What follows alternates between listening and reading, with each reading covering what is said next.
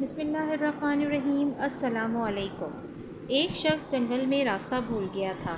وہ بھوک و پیاس کی حالت میں کسی ایسی جگہ کی تلاش میں تھا کہ کوئی گھر یا کوئی جھوپڑی نظر آ جائے تاکہ کم از کم کچھ کھانے کو مل جائے۔ چنانچہ کچھ دیر بعد اس کو دور سے ایک گھر نظر آیا۔ امید کی کرن نظر آئی۔ وہ شخص جلدی جلدی اس گھر کے دروازے پر پہنچا، دروازے پر دستک دی۔ اندر سے ایک عورت نے کہا، کون ہے؟ اس شخص نے کہا، میں مسافر ہوں اور بھوکا ہوں، کچھ کھانے کی چیز مل جائے گی تو مہربانی ہوگی۔ چنانچہ عورت نے اسے گھر میں داخل ہونے کی اجازت دی اور اسے کھانا پیش کیا۔ وہ کھانے لگا کہ اس عورت کا شوہر، جو کہ کسی کام سے کہیں گیا ہوا تھا، واپس آ گیا۔ اس نے جب اس شخص کو دیکھا تو اپنی زوجہ سے پوچھا، یہ کون ہے؟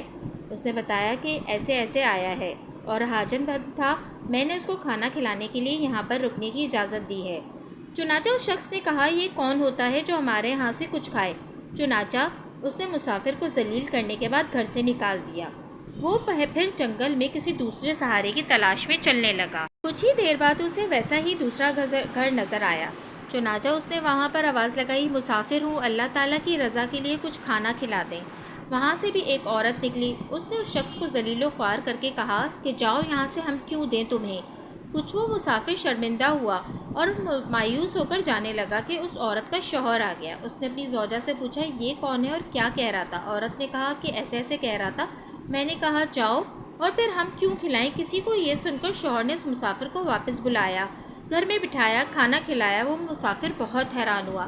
اس نے اپنے میزبان سے کہا کہ مجھے یہ بات بہت پریشان کر رہی ہے کہ میں جس گھر میں پہلے گیا تھا تو وہاں پر مجھے عورت نے اچھی طرح سے کھانا پیش کیا اور مسافر کی طرح میری مدد کرنے کی کوشش کی، مگر اس کے خاوند نے مجھے ذلیل کر کے بھگا دیا، اور آپ کے ہاں آپ کی زوجہ محترمہ نے بالکل اسی شخص کے جیسا رویہ اختیار کیا اور بھگا دیا، اور آپ نے اس عورت جیسا رویہ اختیار کیا۔ اس شخص نے کہا، پہلے تم جس گھر میں داخل ہوئے تھے وہ میری بہن تھی جس نے تمہیں کھانا کھانے کے لیے دیا، اور وہ شخص جس نے تمہیں وہاں سے نکال دیا تھا وہ میری بیوی کا بھائی ہے، اور ان دونوں نے تمہارے ساتھ وہی سلوک کیا جو ان کی تربیت اور فطرت میں شامل تھا، اور میں نے اور میری بہن نے تمہارے ساتھ وہی سلوک کیا جو ہماری تربیت اور فطرت میں ہے۔